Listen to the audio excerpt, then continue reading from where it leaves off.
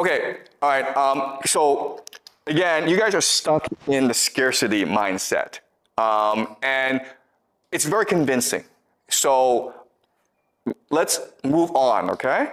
So this is something that we'll go back to later on, okay? Because I cannot convince you today, this morning, that everything you believed about the world and about yourself is wrong. Okay, you're still stuck there. Like, okay, there's scarcity, and you're right, there's scarcity, but we also live in a world of abundance. Okay? And a lot of things that you believe are just misconceptions about the world. Okay, so we'll go back there, okay, later on. All right, so let's move on. Okay, so we've done money now, right? Now let's do another question. Let's do a question of happiness.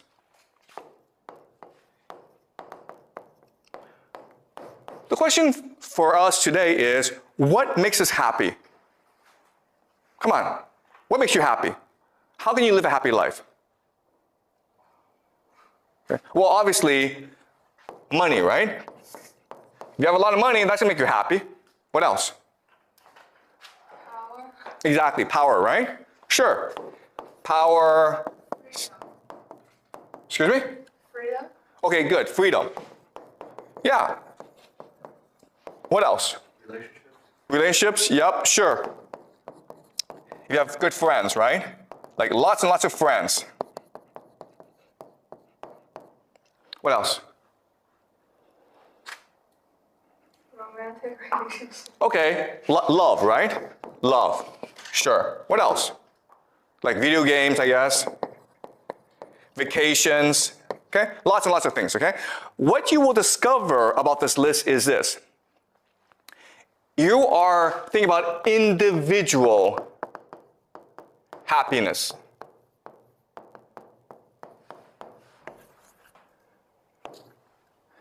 And this is actually unique in human history. If you were to go back in time to 500 years ago, and you ask people, how can you be happy? They would focus more on collective happiness. In other words, if your community were not happy, you cannot be happy. So the very idea of the individual is new in human history. Before, we understood that if you want to live a happy life, you need to take care of your family. You need to take care of your community. For them, for us, throughout most of human history, happiness meant helping others, being generous to others. So, for example, let's just say that I go off and I wander and then I find a lot of gold, right? I come back and what's the first thing I do with all this gold? Do you guys know? And this is like the ancient past. Dig a hole and put them inside. Okay, yeah, good, right? We're gonna dig a hole and put that money inside because we want to give it to our children. That's a modern mindset. But what did they do before? And this happened throughout every society. If I became rich one day, what's the first thing I would do? Show off. Hmm? Show off. No. Okay, so we'll learn this, okay? But the first thing that people did was they had a big feast for everyone. They spent all the money on a big feast. Because what mattered was your reputation within the community. What mattered was your generosity. If you got rich one day, you made sure that everyone in the community benefited from your wealth, usually by holding a big feast. And guess what, guys? This was true in China for most of Chinese history, right? If you come from a Chinese village, you come to Beijing, you open a restaurant, you make a lot of money, you go out to your village, what's the first thing you do? Come on, guys. Feast. You have a big feast for everyone. Okay, so this is ingrained in us, okay? But as you say, today what we believe is, if you have a lot of money, put it underground or put it in the bank, okay? But back then, for most of human history, we would just spend it all on a big feast. We wanted everyone to share in happiness, and that's what made us happy. Okay? Any questions? Yeah?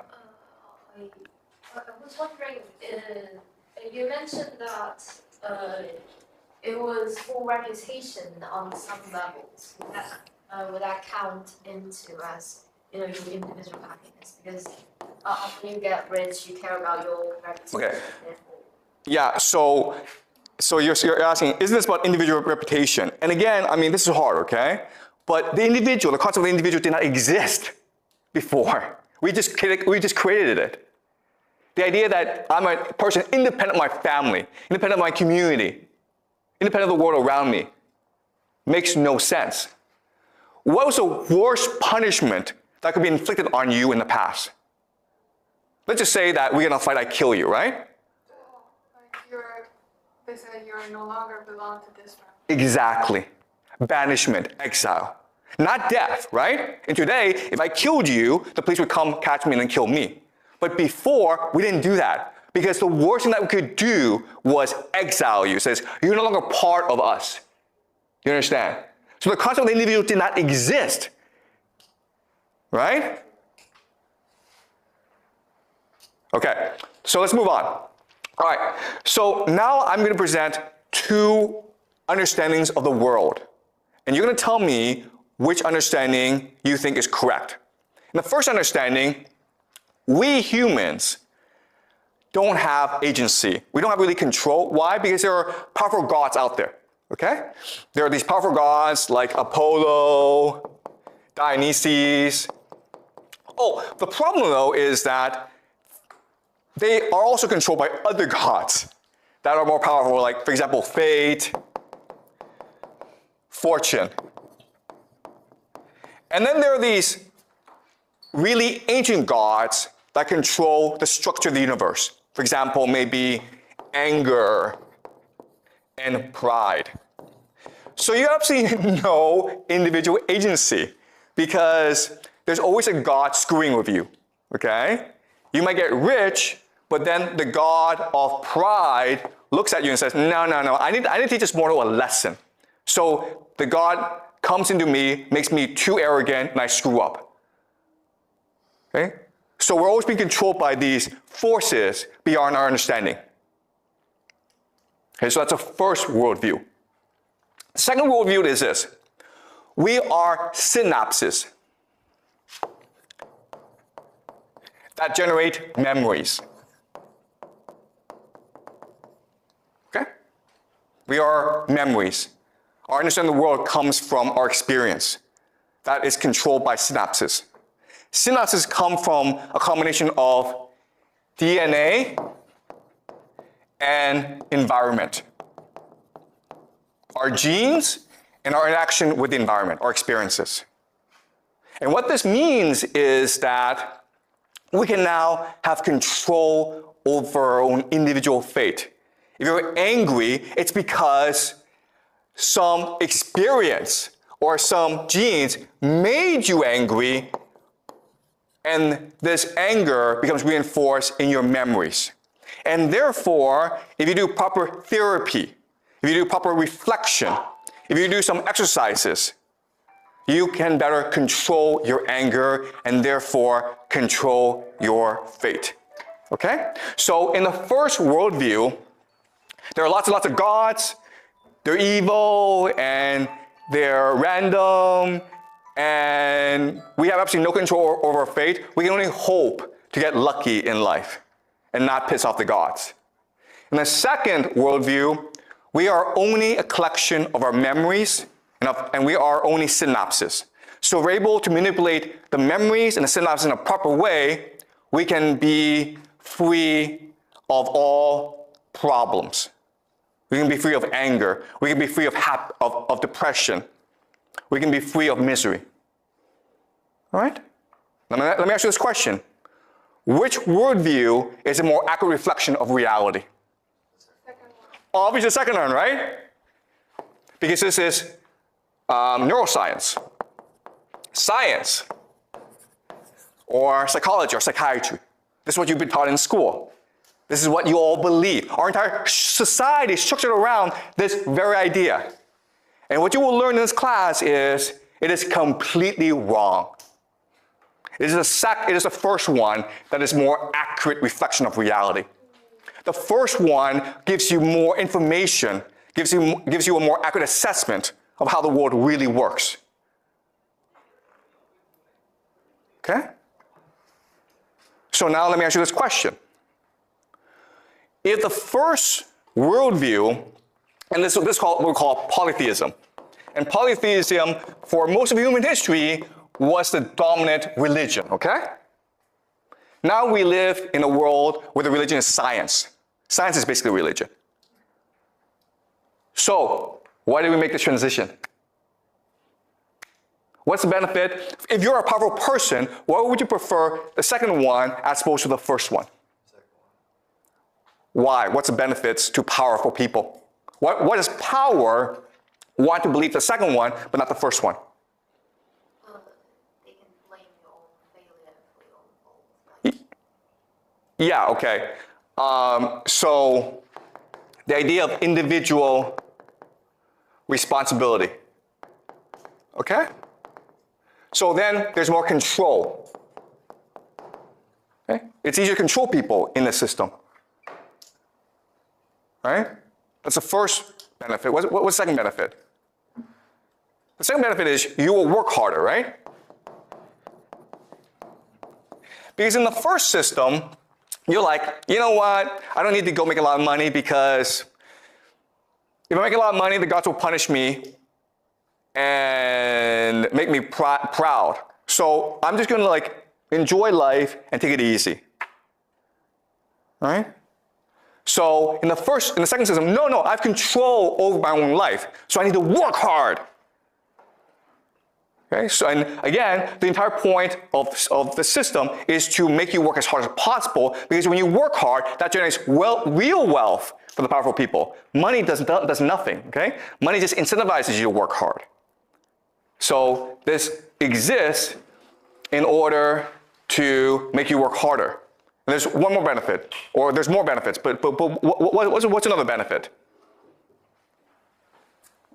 Okay, the other benefit is this. Powerlessness.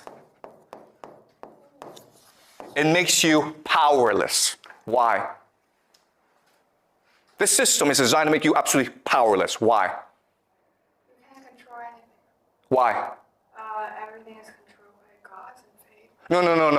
No. You see again, this is how you're brainwashed. You believe one makes you powerless, but that's not correct. Two makes you powerless. Why? What's the difference between 1 and 2? Why is it in number 2 you are powerless? You're playing in the game that who had the power wants you to. Okay. So the problem with number 2 is you are incapable of collective action. Because you think all the source of your problems is the individual in you and not society. But number 1, you are capable of collective action. And the only way to change the world is through collective action. Does that make sense? This is a really important point. 2 is designed to make you think the source of all your problems is within you. So you should ignore what other people do and think. It doesn't matter to you. And therefore, you're incapable of identifying with other people. You're not capable of collective action. If you're not capable of collective action and you feel really miserable, what you will do is play video games or watch porn all day. Okay? And that's what's happening in society today. Yeah? But in number 2, like from experience, we would know that you should listen to the others' advice, or you should take others' perspectives and not just. So in number 2, who has authority? Who do you listen to? You listen to scientists, right? Scientists. Because this system was created by scientists to trick you. Okay? This system, you think, oh, it's science, therefore it must be real. Guys, let me give you a piece of advice, okay? If you're ever feeling sad and you are depressed, what should you do? What should you do? What have you been taught to do? If you feel sad, you're depressed, what should you do? Walk around. Okay, yeah, the correct answer is walk around, but that's not what you've been taught, right? What have you been taught to do? Tell your friend or parent. Okay, telling your friend, telling your parent, that's actually really good, right? So walking around, exercising, resting, talking to a friend about your problem, that's all really good. But what have you been taught to do in school? Really? If you are feeling really, really sad, what should you do? You should go talk to a psychiatrist, right? Yeah. You should talk to a psychologist. And what will he do? What will he or she do? Okay, well, I'm gonna give you a piece of advice, okay? And you can test it out for yourself. But if you're feeling sad and you are feeling depressed and you feel you have to talk to a psychiatrist, and you do so, I will make you a bet that the psychiatrist will make it a lot worse. You will feel worse after talking to a psychiatrist. Okay? And the reason why is the system is not designed to cure you of any problems. The system is to make you dependent on authority. You know that if you feel sad, well, you know what? Just go for a walk, talk to a friend, you'll feel better over time. But the system teaches you, no, if you feel sad, go talk to a psychiatrist who will give you drugs. It's designed to make you dependent on authority, yeah? I want to ask, like, in scenario one, rule number one, wouldn't God also be an authority? Like, God would also be authority. That's actually a great question, okay? God is authority. Okay, that's actually a great question. Thank you so much. So I have to spend time to explain to you both systems, and I will do so. But what's really important about number one is the gods are really bad people, okay? The gods in number one, the polytheistic system, they fight all the time. They're vengeful, they're angry, they're proud, but because they're gods, they can get away with it. And that's the difference between humans and gods. We're all the same. We're all angry. We're all jealous. We all fight, okay? But the gods can get away with it. The humans cannot. Gods can do hubris. We cannot do hubris. Do you understand? So the idea that, oh, the people in power are benevolent. The people in power are authority figures who are after our best interest. That is a new modern concept. Before, it was assumed that the king is a king. Why? Because he's favored by the gods. It's not because he's a good person. It's not because he's a just ruler. It's just because the gods like him for whatever reason. But guess what? The gods give and the gods take. Maybe today, the king will rule us, but maybe 5 years from now, he gets unlucky and the gods kill him. Too bad. If you read Greek mythology, and we will do so in this class, okay? We'll go over into Greek civilization. We'll look at Oedipus. We'll look at Homer, the Iliad, okay? They talk about this all the time. Fate is something that you cannot control. It's something that happens to you. And therefore, you must live life to your best. All right? So the difference is this. The difference is in number one, they have a concept called eudaimonia. If you have no control over your fate, if things can happen to you tomorrow that kill you, then live your life to the best of your ability today. Seize the day. Be the best that you can be today. And that's how you win favor from the gods. Eudaimonia, what we call flourishing. The point of life is to live it to the best of your ability. And that's why, guess what, guys? The ancients, the Greeks, they were superior to us. If you read Greek literature, if you read Greek philosophy, Plato, Homer, Aeschylus, Euripides, they were the best. Today, we suck. Why? Because instead of eudaimonia, we have pleasure. Rather than flourish as creative people, we're like, how do I enjoy my life today? How do I not feel sad? Okay? So in the first system, even though it sounds like we have no control, we have no agency, but it inspires us to live to the best of our ability. The second system, where like, oh, you have complete control of your life, it enslaves us. Okay. All right. Now let's move on to the third and final example. Okay. And I know this is shocking, I know this is surprising, but over the course of the semester, I will give you enough evidence to convince you that this is all true, okay? But I'm just setting up the structure and the framework today. All right, let's do school. Guys, why do we have school? Why are we in school?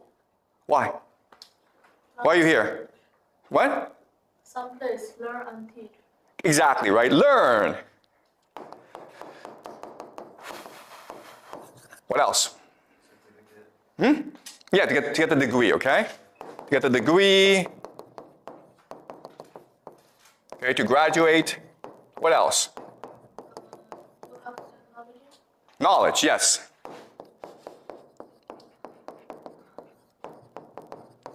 Yeah. The power chance to brainwash the students. Excuse me? I feel like give the power a chance to brainwash others. Brainwashing. Okay, guess what, guys? The correct answer is brainwashing. Everything else is a lie. Okay. All right. What do you do in school? You come to class, you listen to a lecture, you read books, right? And then you have to do a test, and you have to write a paper. And then the teacher gives you a grade. That's how you learn, right? Let me ask you this question then.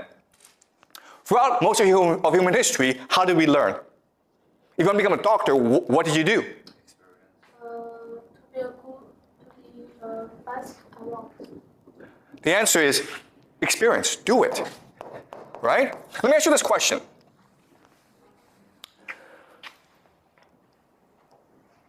Let's say you're 12 years old. You're going to be a doctor, okay? There are two paths ahead of you. The first path is, you know what? I'm going to put you in a hospital, and you're going to learn there for like 10 years. Someone's going to mentor you. You're going to be that person's apprentice. Maybe the first year, all you do is like wash the floor, okay? But you're going to observe the doctor. And then eventually the doctor's going to tell you how to treat patients, okay? That's the first system. Second system is you go to the best school in the world. Then you go to Harvard for undergraduate. Then you go to Harvard Medical School, the best medical school in the world. Okay? At age 30, who's a better doctor, number one or number two? First one. Obviously the first one, right? Because the second person, the person who went to Harvard and Harvard Medical School, did not ever work in a hospital. You understand? Now, let me ask you another question.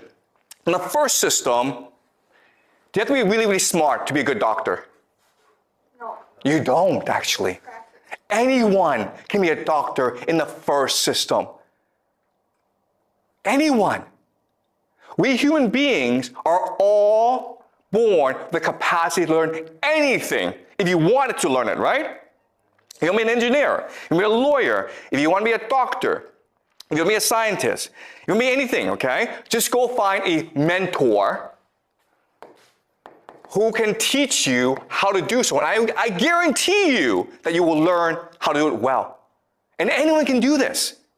But instead, we have a system in which we tell students, you're smart, you're stupid.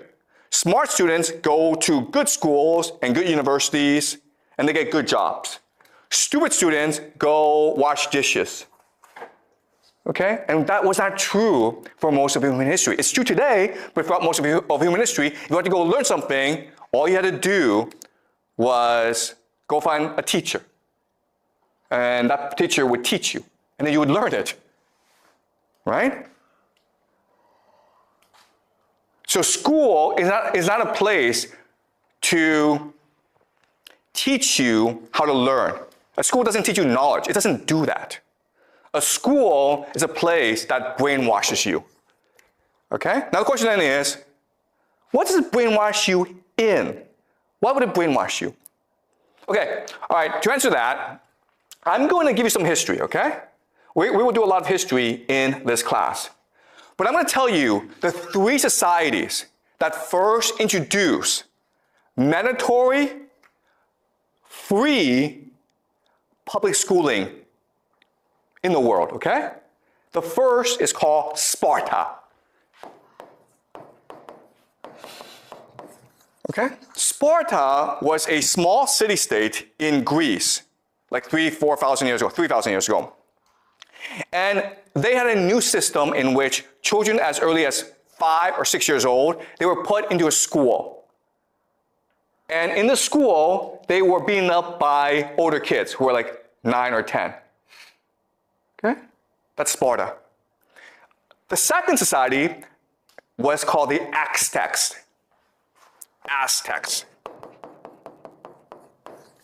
And they also provided free compulsory education to all its children.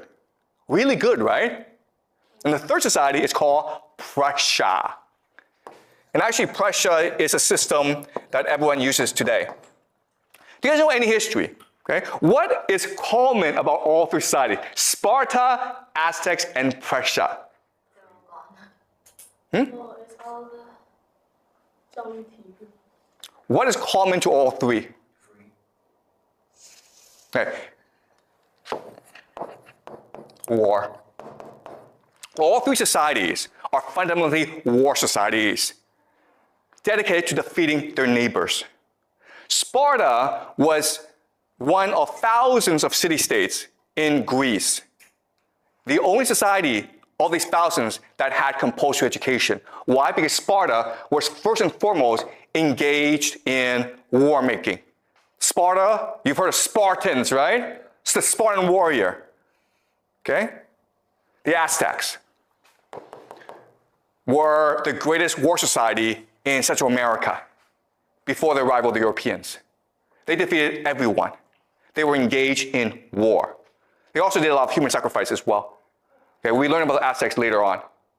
Prussia, the Prussians, the greatest military in Europe for centuries. They were engaged in war making as well. Okay, do you understand this? Why we have schools is because schools are really good at preparing people for war. Why? Excuse me? They have people and they can teach some kids how to do with the war. Why, let me ask you this question. Why did they not have schools before? Why is it that people like, we don't want schools? Why? Again, the Sparta, Aztecs, and Prussia were the few societies that had free public schooling. Why didn't other societies just copy them? Why? I think the knowledge should be traded with money. Okay, let me ask you this question. Let's just say you're a mother or father. And you have a child, right? What's the worst thing that could happen in your life? No parents? No, your mother or your father. You have a child, right? What's the worst thing that can happen to you in your life? Wrong. Your child is taken away from you, right? Oh. What does school do?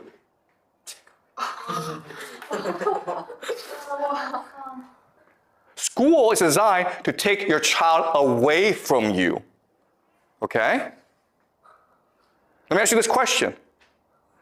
If school is about learning, why don't parents and children go to school together? Yeah, why not? Why? Because they have to work to make money to survive. Because parents have to work to survive, right? There's actually a better reason why. School is provides the social, they must have two people to do something. Okay, it's about brainwashing, right? Because how do you brainwash someone, Yeah. right? If you're with your parent, are you going to be brainwashed? No. Because you feel loved, you feel secure. Your parents are going to protect you. You're going to ask your parent, hey, is this teacher, is he or she lying to me? And the parent's like, yeah, he's lying to you, okay? It's only because you've been taken away from your parent that you are now willing to be brainwashed. Why? Because what happens if you leave your parents? How do you feel? How do you feel? Lonely? Yeah, exactly, right? Insecure. You're anxious. You're afraid. Do you understand? You've lost your parent. You're 4, you're 5, you're 6 years old. You've lost your parent. You feel really insecure. So who do you trust? Teacher. Your teacher. Whatever your teacher says is now correct. One of our parents was also brainwashed, like, because they went to school before when they were small. Yeah, okay, that's a great point, okay? Aren't our parents brainwashed as well? That's correct. Your parents are brainwashed. But what I'm saying is, when a parent is with a child, the child feels secure.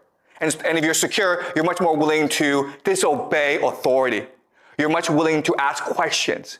You're much willing to think for yourself because you feel secure, because your parent is there to protect you. But if you take the parent away, you can't do that. You must now rely on the teacher who can now brainwash you. Okay? So are you brainwashing us? Am I brainwashing you? Okay. Maybe it's a jar too. Okay. All right. Okay. So the question is, am I brainwashing you? Okay. That's a good question. And it's a fair question. And again, that's why I tell you this. Okay? You have the capacity to ask me questions. You have the capacity to challenge me. You have the capacity to think for yourself. Okay? So all I'm saying is, hear me out, ask me questions, and then think for yourself whether or not I make sense. Because the difference between my class and other classes is like, I don't test you, right? I don't give you grades. It's a pass-fail class. You can actually choose to say, you know what? This is nonsense. I don't want to listen anymore. I can't stop you. Okay? But in school, guess what happens if you don't come to school? Your parents get arrested. All right? Do you understand? That's the difference. It's your choice whether or not to pay attention or not. All right. So another question is, okay, if schools are designed to brainwash you, what are they brainwashing you in? Well, they're designed to brainwash you to believe a concept called the nation state. The nation state. The schools are designed to brainwash you to think the nation state exists. It is a person, Mother China. You must love this person. You must be willing to sacrifice yourself for this person. You must be willing to dedicate yourself to this person because it is Mother China. And how do we brainwash you? We teach you language, right? We teach you history. We teach you geography. We teach you all this to make you believe that the nation state, Mother China, the United States, France, they all exist. But guess what? Throughout most of human history, it was absurd to think the nation state existed. Okay? Before, you didn't say, I'm Chinese. Before you say, I'm a Beijinger. Or I'm from Haidian. Or I'm from Chaoyang, right? Because that makes more sense. You're from a place where you know the people. But now, because of the nation state, you are forced to believe that you are the same person as someone from Yunnan, Tibet, Guangxi, even though, guess what, guys? You have absolutely nothing in common. Okay? But you're all Chinese. And that's what school is designed to do. School is designed to implant in you a false memory of a nation state. Okay? That's what history is. History is the false memory of a nation state. And that's why you're all forced to go to school. Okay? Maybe like they also want you to just think about degrees and work as a normal person, not to create a new business or live for yourself. Yeah. So the point of school is to serve the nation state. Do you understand? Oh. Right? Does that make sense? If you believe in the nation state, if you believe in Mother China, then you must serve her. You must obey her. You must fight for her. You must die for her. Okay? So the idea of the nation state was created in order to make you obedient to authority. And it works very effectively. Yeah? I'm just wondering if this context only works out in the Chinese context. Like, all countries are nation states, okay? So I mean, like, I'm not saying China is different from other places. China is exactly the same as other places, okay? What you will learn in this class is how do we get to this place? Because again, the three things that we learn, okay? Money, the individual,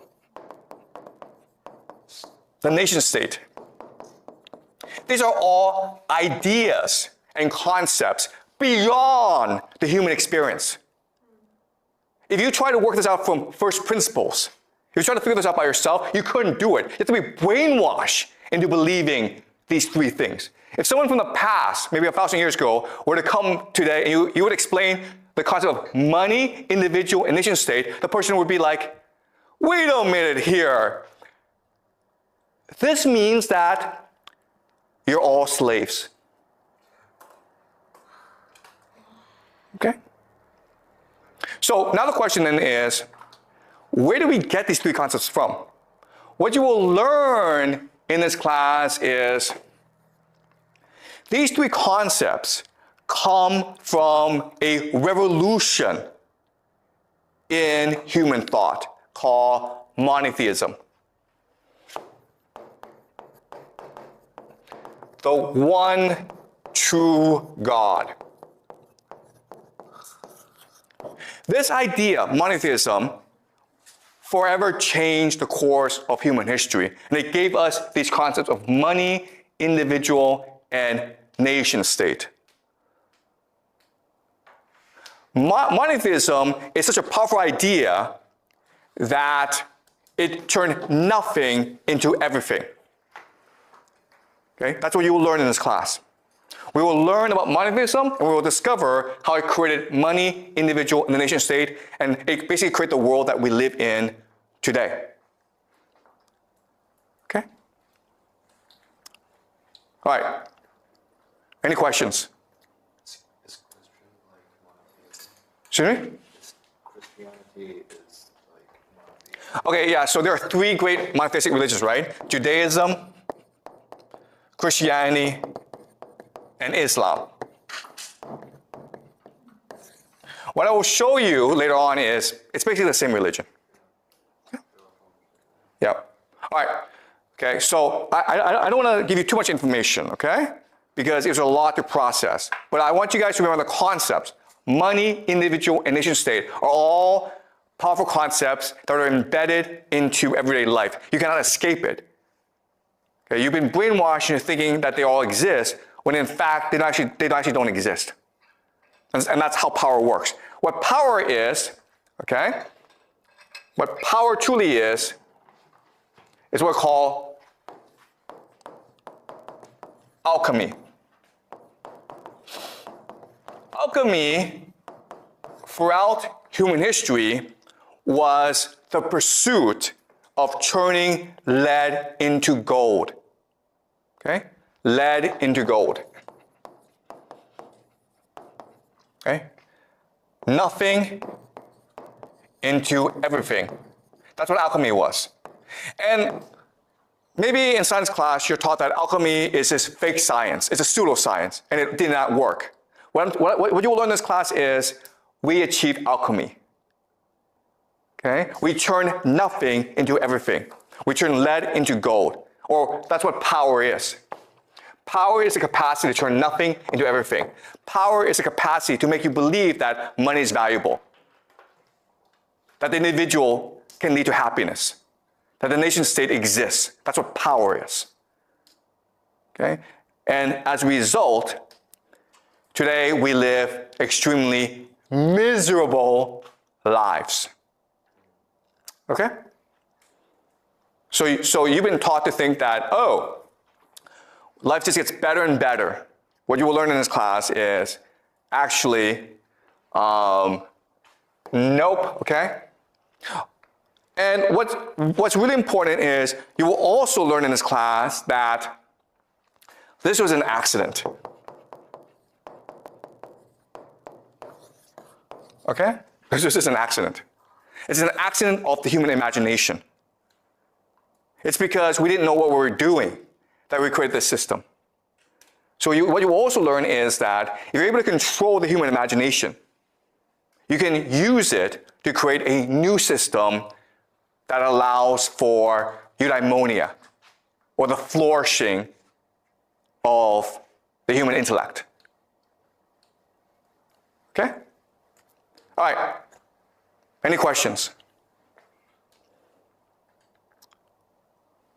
Okay, so that's it for today. Okay, I'll see you guys next class.